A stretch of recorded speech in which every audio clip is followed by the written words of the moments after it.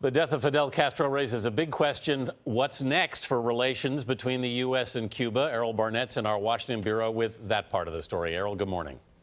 Good morning. For almost 50 years, Fidel Castro ruled Cuba with an iron fist. The Cuban Missile Crisis in 1962 saw Castro allowing Soviet missiles on the island nation to be pointed directly at the U.S. mainland. As the last remaining leader of the Cold War, he watched his power slip away.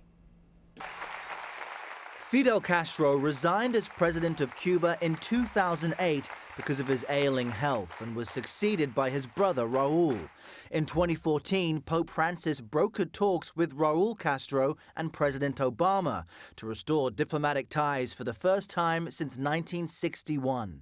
Today, the United States of America is changing its relationship with the people of Cuba. In the most significant changes in our policy in more than 50 years. The deal freed American electronics consultant Alan Gross, who was held in a Cuban prison for 5 years on charges that he'd been spying on the Castro regime for the U.S. Gross was released by the Castro government in December 2014 and flown back to the States, the same day Mr. Obama announced renewed ties between the two nations.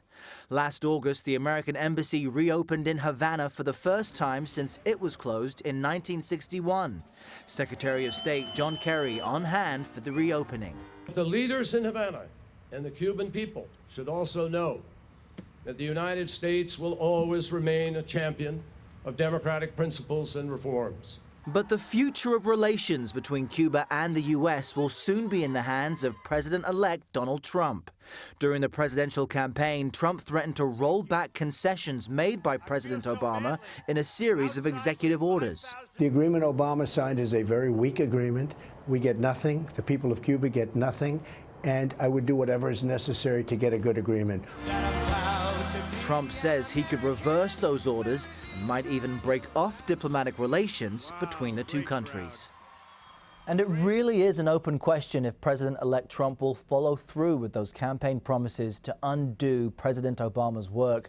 We won't know exactly what Trump will do until he's sworn in January 20th. Alex? Errol Barnett in Washington, thank you.